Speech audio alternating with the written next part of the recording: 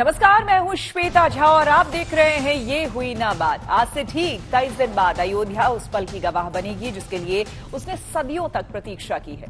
लंबे इंतजार के बाद 22 जनवरी को रामलला अपने भव्य मंदिर में प्रवेश करेंगे। ये पल हर राम भक्त के लिए अद्भुत होगा, अलौकिक होगा।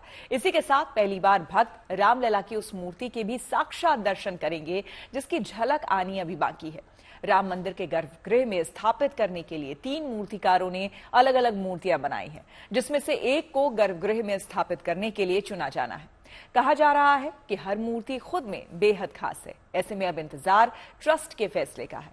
कहा यह भी जा रहा है कि रामलला की मूर्ति के चयन के लिए मंथन शुरू हो चुका है।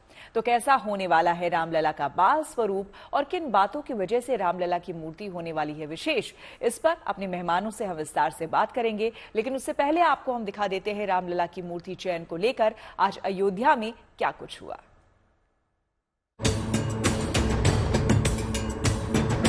मंगल भवन अमंगल हारी प्रभु सुदशरथ अचर बिहारी। राम सिया राम जय जय राम।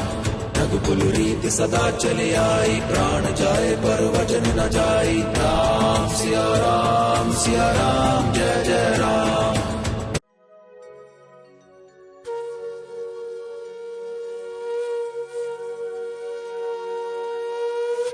सिया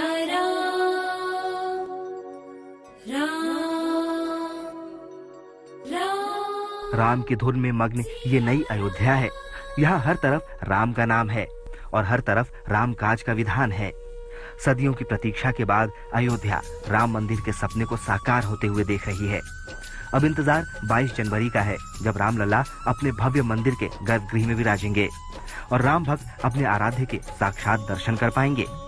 ऐसे में सबके मन में इस बात का कौतूहल है कि रामलला की मूरत कैसी होगी और वो क्षण कितना अलौकिक होगा जब भक्त रामलला के पहले दर्शन करेंगे। सो दशरथ अजर बिहारी। प्राण प्रतिष्ठा की तैयारियों के बीच रामलला की मूर्ति के चयन की प्रक्रिया शुरू हो गई है।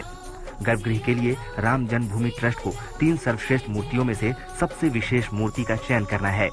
ट्रस्ट के सदस्य भी जानते हैं कि उनके इस चयन पर देश ही नहीं बल्कि दुनिया भर के राम भक्तों की नजर है। इसलिए ट्रस्ट गहन मंथन और विचार विमर्श के बाद ही अंतिम नतीजे पर पहुंचना चाहता है और वक्त से पहले कुछ भी कहना नहीं चाहता। वो कौन सी प्रतिमा, वो कौन सी मूर्ति जो है वो चयनित की गई है या आज नहीं की गई है, इस पर कोई मुंह खोलने को तैयार नहीं है। जो ट्रस्ट के तमाम सदस्य थे सभी के सभी बाहर निकल आए हैं, मीटिंग खत्म हो गई, लेकिन इस पर क्या कोई फैसला हुआ, क्या कोई चर्चा हुई, इस पर हर कोई चुप्पी साध रखा है। हर किसी ने भी, चाहे वो राजा अयोध्या हो, नृपेंद्र मिश्र हो, डीएम अयोध्या हो, चंपत राय हो, किसी ने कुछ नहीं कहा।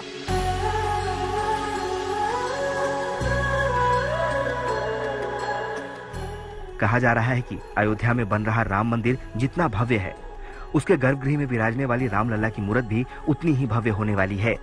रामलला की मूर्ति को आकार देने की कड़ी में तीनों मूर्तिकारों को शिल्प शास्त्र के सबसे कठिन पद्धति से होकर गुजरना पड़ा है। रामलला की मूर्ति को कुछ उसी तरह आकार दिया गया है। प्रभु राम का जैसा जिक्र रामचरितमानस और रामायण में है। राम से चल के राम पे आए। असल में कुछ चीजें बताने की नहीं है, इतना अच्छी बनाई गई हैं, इतनी अच्छी बनाई गई हैं कि हम तो कोई निर्णय कर ही नहीं पाएंगे। ठीक है, संतों की तरफ से कुछ न कुछ चर्चा हुई है, अब बाकी विचार होएगा।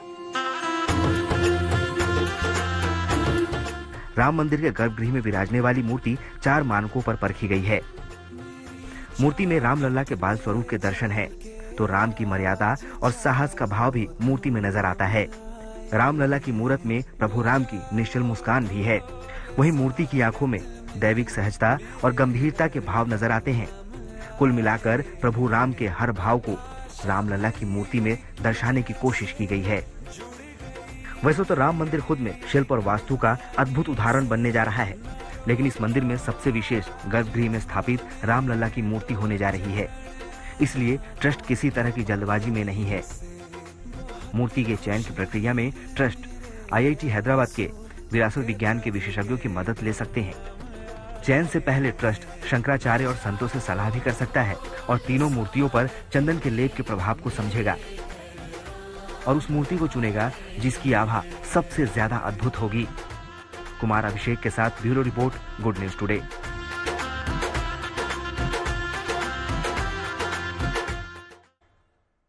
तो अद्भुत और अलौकिक होने वाली है श्री राम की मूर्ति और हमारे मेहमान, उनसे मुलाकात आपका करवा दूं। नरेश कुमावत जी हमारे साथ मौजूद है, मूर्तिकार। नरेश जी, आपका बहुत बहुत स्वागत है हमारी इस चर्चा में शामिल होने के लिए। महंत नवल किशोर दास जी हमारे साथ जुड़ चुके हैं, जो कि महामंडलेश्वर है निर्माणी अखाड़ा के। नवल जी, आपका भी बहुत बहुत स्वागत है हमारे इस कार्यक्रम में। साथ ही स्वामी करुण दास जी महाराज हमारे साथ जुड़ चुके हैं। स्वामी जी, आपका भी बहुत स्वागत है और धर्मगुरु हैं, कथावाचक हैं ये। साथ ही साथ पंडित संजय शर्मा स्टूडियो में हमारे साथ मौजूद है। संजय जी, आपका भी बहुत बहुत स्वागत है इस चर्चा में शामिल होने के लिए। तो सबसे पहले, चूंकि आज बात हो रही है मूर्ति की विशेष तौर पर, क्योंकि चर्चा अब ये हो रही है 3 मूर्तियां बनाई गई हैं, उन तीनों में से कौन सी वो मूर्ति होगी जो कि 22 तारीख को राम मंदिर में, उस भव्य राम मंदिर में गर्भगृह में स्थापित की जाएगी, प्राण प्रतिष्ठा किसकी की जाएगी, इस पर आज चर्चा हो रही थी। तो नरेश कुमावत जी से ही जानते हैं। नरेश जी, जरा ये बताइए कि मूर्तियों को लेकर देखिए चर्चा चल रही है और आज ही हमें काफी उम्मीद थी कि आज हो सकता है उन 3 मूर्तियों में से एक कोई मूर्ति फाइनल हो जाएगी। तो क्या पैरामीटर्स होंगे मूर्ति के फाइनल करने के पीछे, वो कौन कौन सी बातें होंगी जिसको ध्यान में रखा जा रहा है, आप कुछ बता पाए? मूर्ति के स्वरूप को लेकर के जो मंदिर प्रांगण कमेटी के लोग हैं वही इसके ऊपर ध्यान दे रहे हैं। मैं मूर्तिकार नरेश कुमावत, मेरा काम थोड़ा डिफरेंट है। मैं ब्रॉन्ज की और बड़े बड़े स्कल्पचर्स में बनाता हूँ। राम मंदिर में जो ये मूर्ति लगने जा रही है, मैं मानता हूँ ये दिव्य और भव्य मूर्ति होगी, जो आने वाले समय में वहाँ पे इसको स्थापित किया जाएगा। पत्थर की ये मूर्ति होगी, 51 इंच की ये मूर्ति होगी, ऐसा मैंने इसके बारे में जानकारी प्राप्त की है। बिल्कुल।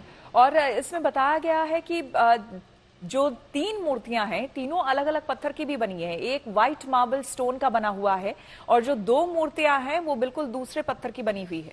इस बारे में कोई जानकारी आपको? 2 मेरे ख्याल से ग्रेनाइट की मूर्तियां बनी हैं, एक मार्बल की मूर्ति बनी है और तीनों अलग अलग मूर्तिकार बना रहे हैं। जिस मूर्ति को सिलेक्ट किया जाएगा उस मूर्ति को स्थापित किया जाएगा, ऐसा पिछले दिनों जानकारी मिली थी। बिल्कुल। बताया जा रहा था कि श्याम शिला जो है उससे मूर्ति बनाई गई है। आपके पास आएंगे हम नरेश जी, लेकिन अब चलते हैं महंत नवल किशोर दास जी के पास।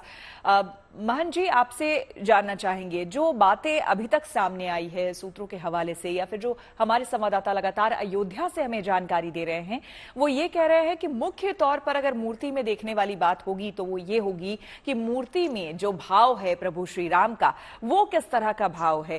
क्योंकि रामचरितमानस में जिस तरह के बाल स्वरूप में श्री राम को वर्णित किया गया है, या फिर वाल्मीकि रामायण में जिस तरह से वर्णित किया गया है, कुछ उस भाव को देखने की कोशिश। बालक रूप भगवान का जो बाल स्वरूप है, इष्ट देवम बालक रामा, शोभा कोट बपसु श्यामा, श्याम स्वरूप भगवान का जो है, वास्तव में वो स्वरूप की हम इष्ट देव के रूप में छवि हृदय में करते हैं।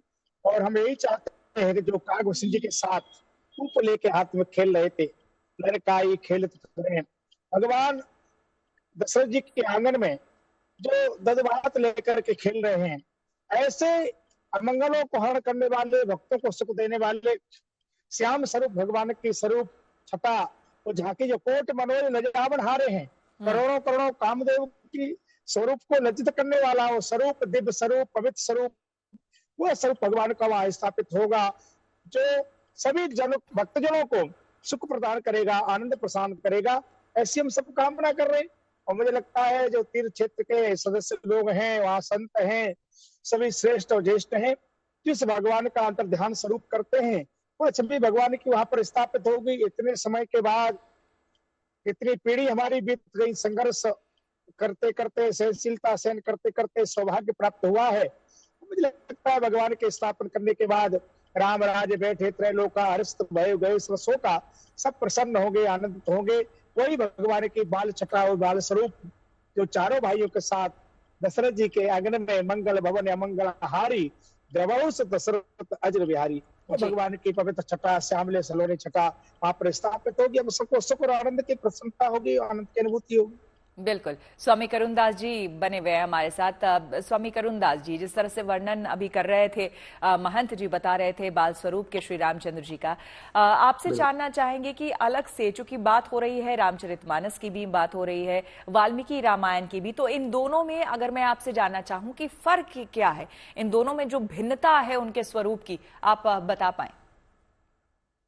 बिल्कुल, देखो, कल्प भेद हरि चरित सुहाए। भगवान राम का एक बार अवतार नहीं हुआ है, कल्प कल्प मतलब 72 चौकड़े की जब हो जाती है तो एक मनवंतर बीतता है, और जब 14 मनवंतर बीतते हैं तो एक कल्प होता है। तो प्रत्येक कल्प में राम जी अवतार लेते हैं। एक बार राम जी का अवतार नहीं हुआ है, अनंत अनंत बार हो चुका है, और आगे भी अनंत अनंत बार अवतार भगवान का होगा। जब ये 7वां मनवंतर का 28वां त्रेता युग आता है तो राम जी इस धराधाम पर अवतार लेते हैं। तो हर बार अवतार में लगभग वही लीलाएं होती है, लेकिन कभी कभी कोई भेद लीला में आ जाता है। इसी भेद को हम लोग कल्प भेद कहते हैं। तो भगवान का अवतार अनंत बार हुआ है और आगे भी होता रहेगा। तो प्रत्येक बार भगवान के अवतार में कुछ ना कुछ हल्की सी भिन्नता आती है, जिसका नाम कल्प भेद होता है।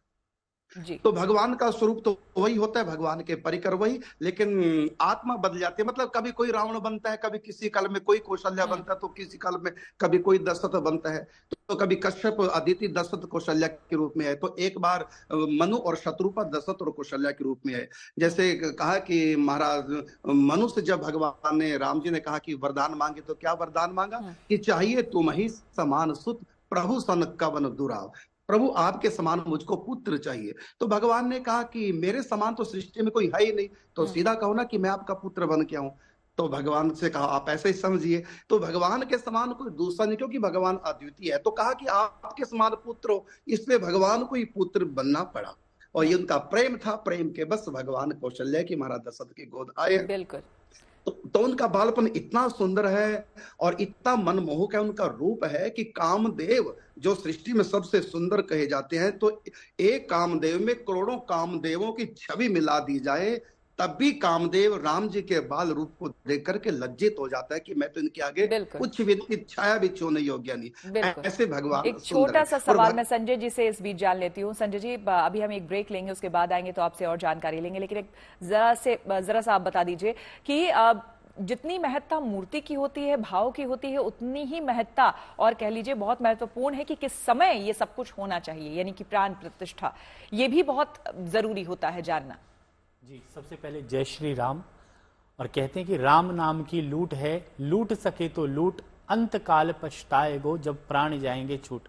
तो अभी जो है भगवान राम की चर्चा हो रही है, उन्हीं का गुणगान हो रहा है, उन्हीं के बाल रूप की चर्चा हो रही है। और भगवान राम विष्णु के जो है 7वें अवतार के रूप में पृथ्वी पर जो है अवतरित हुए हैं। और रामायण में उनका, क्योंकि रामायण हमारा एक महाकाव्य है जिसके अंदर उनके विषय में पहले से ही जो है लिख दिया गया था कि भगवान इस पृथ्वी के ऊपर आएंगे और उनकी ये बाल लीलाएं रहेंगी। और जो आपने प्रश्न किया, बड़ा ही उत्तम प्रश्न किया है कि देखो, जब भी किसी भी हम मूर्ति की पूजा करते हैं तो उसकी प्राण प्रतिष्ठा की जाती है, क्योंकि प्राण प्रतिष्ठा का मतलब है कि उसके अंदर भी जो है भगवान की खुद की एक धड़कन जब आप महसूस करते हैं, तो आप जब भी मूर्ति के आगे जाते हैं तो आपको भगवान साक्षात जो है नजर आना लग जाते हैं, जब मूर्ति के अंदर प्राण प्रतिष्ठा हो जाती है। और इसकी प्रक्रिया क्या होती है, तमाम चीजें संजय जी मैं आपसे जानूंगी। आज हम चर्चा कर रहे हैं श्री राम के बाल स्वरूप की, उस मूर्ति की जिसको अब फाइनलाइज एक तरह से कर देना है, यानी कि मूर्ति बनकर तैयार है। 3 शिल्पकारों ने मूर्ति बनाई है, 3 तरह की मूर्ति बनी है, लेकिन उसमें से अब चुनाव होना है कि वो कौन सी मूर्ति होगी जिसकी गर्भगृह में 22 जनवरी को प्राण प्रतिष्ठा की जाएगी। नरेश कुमावत जी हमारे साथ बने हुए हैं, जो कि मूर्तिकार हैं। नरेश जी, कई मूर्तियां आपने भी बनाई हैं और आपने देखी है, आप पत्थर को अच्छी तरह से समझते हैं, जानते हैं।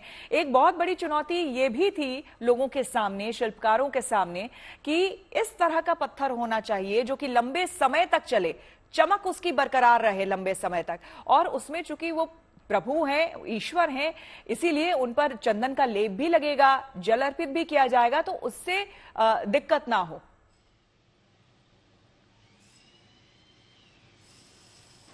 जी, जिस तरह के पत्थरों को यूज किया जाता है इस तरह की मूर्तियों में, जैसे मार्बल का जो पत्थर होता है, हमने इतिहास में बहुत ही पौराणिक मंदिरों में देखा है, सफेद मार्बल की जो मूर्तियां होती हैं वो दिव्य और सौम्य होती हैं, और उनका चयन इसीलिए किया जाता है कि उनमें निखार बहुत खूबसूरत तरीके से आता है। आपको जान के आश्चर्य होगा कि पत्थरों में भी मेल और फीमेल होते हैं। उन पत्थरों का चयन करना अपने आप में एक चुनौतीपूर्ण कार्य होता है कि कहीं पत्थर को तराशते वक्त कहीं अंदर से कोई रेशा ऐसा ना निकल आए जो मूर्ति को स्पॉइल करे या उसके ऊपर दाग या धब्बे का काम करे। जो भी मूर्तिकार इस कार्य को कर रहे हैं वो मैं मानता हूँ निपुण होंगे इस कार्य करने में, और जरूर इसका सौम्य, दिव्य और भव्य रूप जो निकल के आएगा, जिसको देख करके हम सब मंत्रमुग्ध होंगे। 500 सालों के इतिहास में ये कार्य होने जा रहा है, जिसके लिए बहुत ही ज्यादा संघर्ष किया गया। वो बट जिस तरह से काज कठिन जग माही जो नहीं हो तात सुनपाई, अब वो घड़ी आ गई है। हम सबके लिए ये एक प्रेरणा के रूप में काम हो रहा है, क्योंकि हम वो पीढ़ी है जो इसको इस युग में हमने जन्म लिया, जहां हम इस सपने को साकार होता हुआ देख रहे हैं। हम सब राम जी के दर्शन करेंगे, रामलला के दर्शन करेंगे और आशीर्वाद प्राप्त करेंगे, ऐसा मैं मानता हूँ। बिल्कुल बिल्कुल, मुझे लगता है कि मुझे लगता है हर देशवासी इस वक्त यही कामना कर रहा है। महंत नवल किशोर दास जी हमारे साथ बने हुए हैं। महंत जी, चूंकि बाल स्वरूप की बात हो रही है, बताया जा रहा है कि 51 इंच की मूर्ति जो है वो होने जा रही है, और जो उम्र होगी वो बताया जा रहा है कि 5 वर्ष के प्रभु श्री राम की जो उम्र होगी, लगभग उसी समय की वो मूर्ति जो है वो बनाई जा रही है। वही भाव, वही चीजें। और आपको क्या लगता है कि जब मूर्ति का चुनाव होगा, किस तरह के भाव को और देखने की कोशिश की जाएगी? श्वेता बहन जी, वैसे तो बालक कोई भी हो, किसी का भी हो, बालक सब अच्छे ही लिखते हैं, पर जहां तक साक्षात परमात्मा की बात होती है, अभी आपने कहा कि 5 साल का स्वरूप होगा। भगवान शिव 5 वर्ष तक अयोध्या में रह करके एक दर्शन करते हैं। कागभूषण जी 5 वर्ष तक लीला का दर्शन करते हैं, और शास्त्रकारों ने कहा भाव बस भगवान सुख निधान करुणा यतन। मूर्ति बनने के समय एक सामान्य पाषाण होता है, मंत्रों के द्वारा, क्रिया के द्वारा, अनुष्ठान के द्वारा उसमें आभा प्रकट की जाती है। वास्तव में जो भाव स्वरूप है, भक्त जब भगवान के सामने खड़ा हो तो उसमें एक आकर्षण, एक आनंद, प्रफुल्लित मूर्ति, इसे बार बार देखने का मन करे। जैसे मैंने पहले कहा था, कोट मनोज लजावन हारे, करोड़ों करोड़ों कामदेव के स्वरूप को लज्जित करने वाला मेरा साक्षात जगत का पालक जब बालक बन के आता है तो इतना सौंदर्य होगा, इतना माधुरी होगा।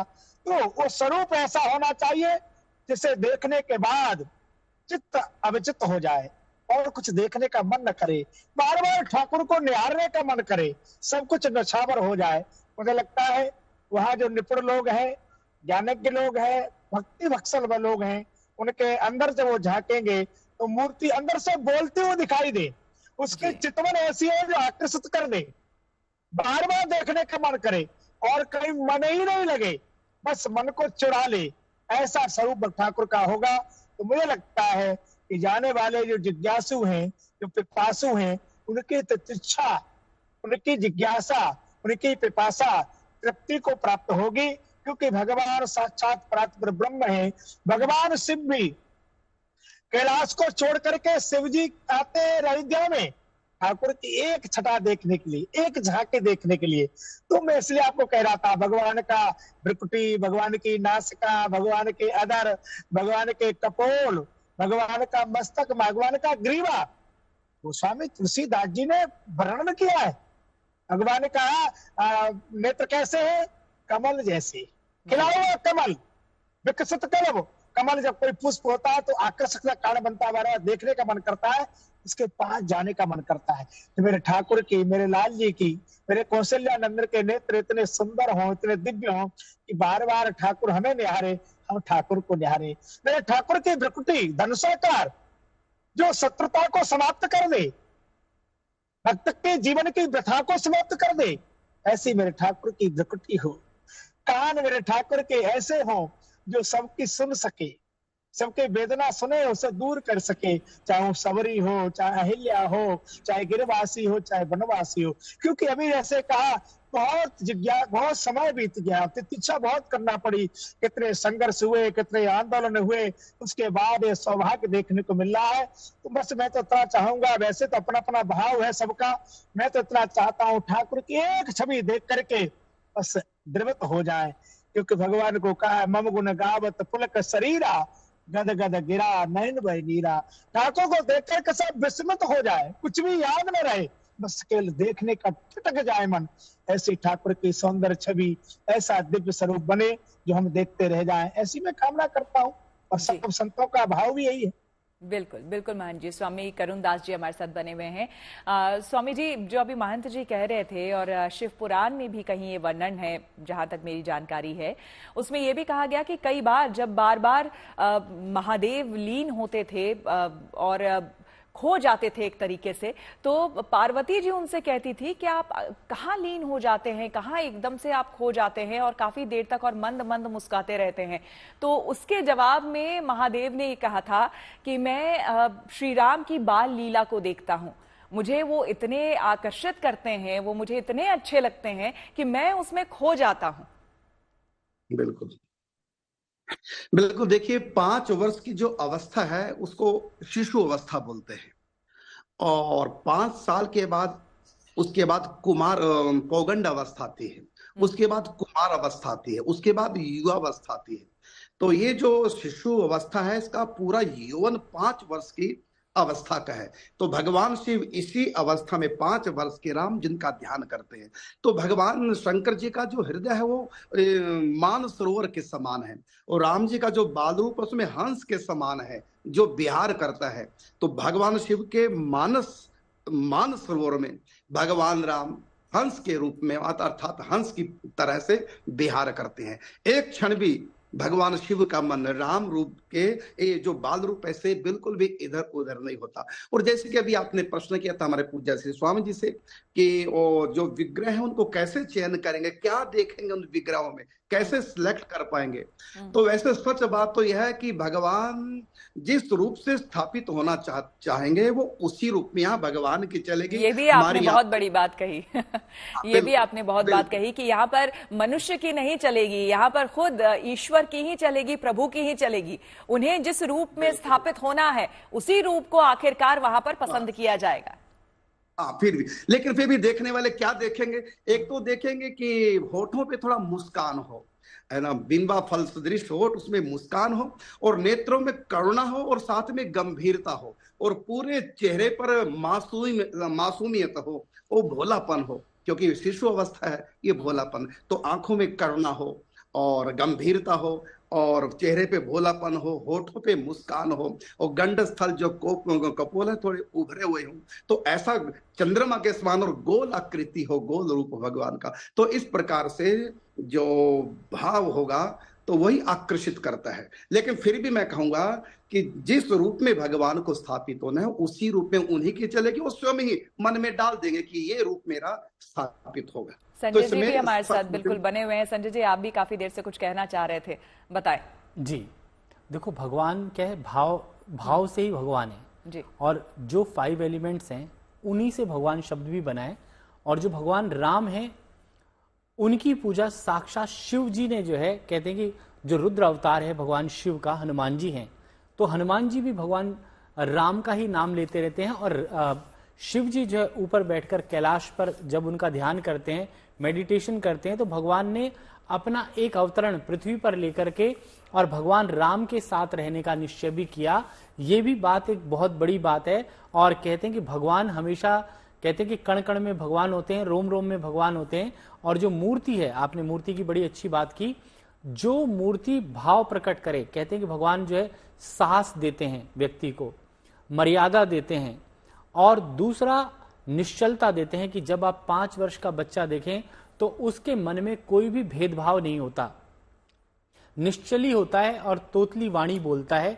तो क्या है कि उस प्रकार के भगवान हैं, और भगवान को देख करके आपका मन और चित्त एकदम शांत हो जाए, और हम अपने अंदर से ये प्रार्थना करें ईश्वर से कि ईश्वर जैसे गुण हर इंसान के अंदर आ जाएं और परमात्मा जैसा बनने की कोशिश करे, तभी जो है सब जीव, मानव जीव का कल्याण किया जा सकता है। और भगवान का जो ये स्वरूप है, मोहिनी रूप है, और कहते हैं कि मंत्र मुग्ध व्यक्ति जब हो जाता है तो भगवान को एक टक से निहारता रहता है।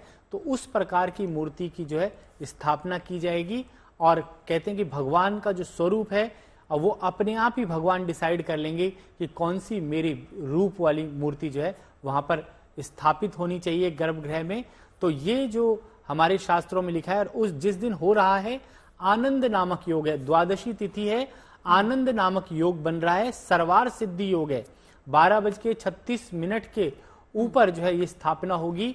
और इस दिन कहते हैं कि आप समझे कि पोष का महीना है और शुक्ल पक्ष चल रहा है, और जो भी ग्रह स्थिति भी बन रही है, गुरु जो है मार्गी होकर के बैठे हैं, शनि स्वग्रही हो गए हैं, और चंद्रमा भी जो है उच्च राशि में स्थापित है। ऐसा महासंयोग और आनंद योग, सर्वार सिद्धि योग, सांख्य योग, ये सारे योग उस दिन बन रहे हैं जिस दिन मूर्ति की स्थापना होगी। अच्छा, और आप जो ये बातें बता रहे हैं संजय जी, उसी से जोड़कर एक और सवाल मैं पूछना चाहूंगी, क्या ये सारे योग उस समय भी बने थे जब श्री राम का जन्म हुआ था? जी बिल्कुल। देखो, भगवान जब राम का जन्म हुआ था उस वक्त जो है ग्रह स्थिति अलग थी, परंतु ये एक मुहूर्त निकाला गया है मूर्ति स्थापना का। उस मुहूर्त में आनंद योग को लिया गया है, सर्वार सिद्धि योग को लिया गया है, सांख्य योग को लिया गया है, और स्थिर लगन देख करके भगवान की जो स्थापना की जा रही है। और बड़े ही शुभ उस वक्त मकर के जो है सूर्य भी रहेंगे, और मकर संक्रांति से जो हमारे दिन है अच्छे दिन माने जाते हैं और अच्छे कार्यों का प्रारंभ हो जाता है। और कहते हैं कि जो सम्मत जो है वो भी जो है उसका टोटल भी 1 आ रहा है, और शाका का टोटल 1945 है, उसका टोटल भी 1 आ रहा है। तो कहते हैं कि एक ही ईश्वर है, उसकी बात भी हम करते हैं। और ऐसा अच्छा संजोग जो है कहते हैं कि शास्त्रों के हिसाब से बहुत कम बार ऐसा बनता है, और इस बार जो है ये संजोग जो बन रहा है, भगवान रामलला का मंदिर ऐसे अच्छे मुहूर्त में स्थापित हो रहा है। और कहते हैं कि जब 5 नवंबर 2020 को इसकी नींव लगी थी, उस दिन भी मैं आपके साथ ही बैठा हुआ था। बिल्कुल। और जब मूर्तियों के पत्थर सेलेक्ट हो रहे थे तो मैं बैठा हुआ था, और आज जब भगवान की स्थापना हो रही है तो भी मैं आपके साथ हूं। और इतने अच्छे मुहूर्त में जो कार्य सिद्ध हो रहा है, तो ईश्वर की कोई ना कोई बहुत बड़ी अनुकंपा है। और बिल्कुल, और कहा यह भी जा रहा है कि जिस दिन प्राण प्रतिष्ठा की जाएगी उस दिन न सिर्फ हर मायने में वो मुहूर्त शुभ है, बल्कि वो देश के लिए भी काफी अच्छा होने वाला है। महंत जी हमारे साथ लगातार बने हुए हैं। महंत जी, आप इस बारे में कोई रोशनी डाल पाएंगे क्या? क्योंकि बताया जा रहा है वो दिन बहुत ही कहते हैं सर्वोत्तम है, जिस तरह से तमाम गणनाएं और जिस तरह से ज्योतिष बता रहे हैं वो, तो हमारे देश के लिए भी उतना ही उत्तम होगा। मैं प्रगट कृपाला दीन दयाला कौशल्या हितकारी, परमात्मा सब जीव मात्र का हितकारी करने वाला है। और भगवान जब प्रकट हुए तो तब नौमी तिथि मध महास पुनीता, शुक्ल पक्ष अभजत हरि प्रीता, मध्य दिवस अति शीतन घामा, पावन काल लोक विश्रामा।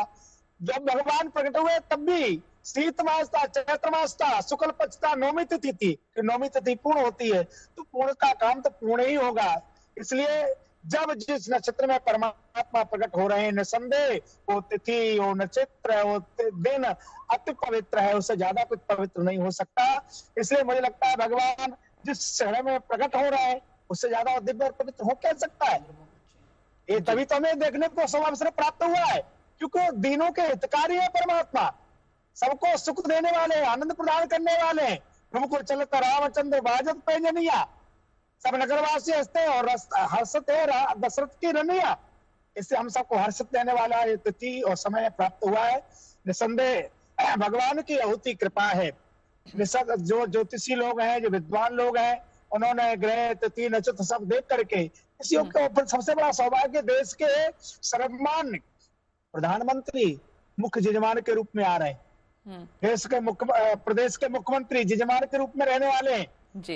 यथा राजा तथा प्रजा, ये भी तो सौभाग्य ही है, सोवसर ही तो है। नहीं तो गोली चलाने वाले लोग भी थे, इसलिए मुझे लगता है बहुत अच्छा शुभ अवसर प्राप्त हुआ है।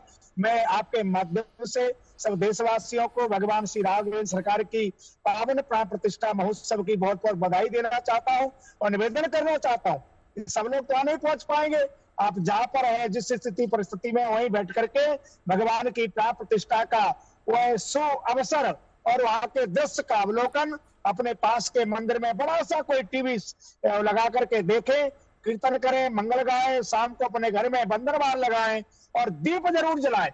भगवान 14 साल के बाद आए तो दीपावली मनाई गई थी, बिल्कुल। अब तो करीब 500 साल के बाद भगवान गर्भगृह में विराजमान होने वाले हैं। आनंद करिए, प्रसन्नता बनाइए और दीपावली मनाइए, सब सुखी और प्रसन्नता के आनंद अनुभूत करिए, ऐसी मैं कामना करता हूँ। बिल्कुल। नवल किशोर दास जी, आप भी कुछ कहना चाहेंगे आखिर में? क्योंकि वहां जो अयोध्या के लोग हैं उनका भी यही कहना है कि भाई अभी एक दीपावली हमने मनाई है, लेकिन ये दूसरी दीपावली अब हम मनाएंगे जब प्रभु श्री राम अपने गर्भगृह में स्थापित होंगे, उनकी प्राण प्रतिष्ठा होगी। एक दीपावली मनाई गई थी जो सब मनाते हैं, और उससे पहले उत्तर प्रदेश के मुख्यमंत्री योगी जी हर साल जो मनाते हैं, हजारों लाखों संख्या में दीप जलते हैं, और तीसरी दीपावली बिल्कुल प्रतिष्ठा के तीसरी दीपावली मनाई जाएगी। वैसे तो अयोध्या सदैव पूरी सुखराशि अतप्रिय मोह यहाँ के वासी, भगवान कहते हैं मुझे अतप्रिय है यहाँ के वासी, और वहाँ के तो जो नगर वासी है वो साक्षात देवता है, भगवान के पार्षद हैं, तो इससे बड़ा आनंद का विषय क्या हो सकता है। स्वामी करुण दास जी, स्वामी करुण दास जी, आप क्या कहना चाहेंगे? चलो जी बिल्कुल, देखो बहुत प्रसन्नता की बात है जब राम जी का अवतार हुआ है त्रेता युग के अंत में, तो वहां लिखा है कि योग लगन ग्रह वार तिथि सबहि भय अनुकूल, चर अरु अचर हर्ष युत राम जन्म सुख मूल। तो भगवान का जन्म, भगवान का अवतरण, चाहे वो नर रूप में भगवान नारायण आए और चाहे वो रामचरित मानस के रूप में वांग में भगवान का अवतार हो गोस्वामी तुलसीदास जी के माध्यम से, और चाहे वो श्री विग्रह के रूप में अवतार हो। हमारे यहाँ कई प्रकार के भगवान के अवतारों की चर्चा शास्त्रों में आई है, जैसे अंश अवतार, कल अवतार, साक्षात अवतार, तो इसी प्रकार आवेशावतार। तो इन्हीं अनेक प्रकार के अवतारों में एक अर्चावतार भी होता है। अर्चावतार कहते हैं जब विग्रह के रूप में, अर्थात सिंपल सी भाषा में कहूं तो मूर्ति के रूप में जब भगवान भक्तों के लिए अवतरित होते हैं, वो पत्थर नहीं होता, पत्थर तब तक जब तक वो स्थापित नहीं हुआ, जब स्थापित होता है तो वो साक्षात उसमें भगवान का वास होता है। बिल्कुल हाँ बिल्कुल, भगवान का वास। वैसे तो भगवान सब जगह है, जैसे तारों में बिजली सब जगह है, लेकिन प्रकाश तो बल में ही देगी ना, इसी प्रकार परमात्मा भी सब जगह है। बिल्कुल स्वामी करुण जी, हमारे पास समय की कमी है, संजय जी कुछ कहना चाह रहे थे। जी बस छोटी सी बात कहना चाहता हूँ।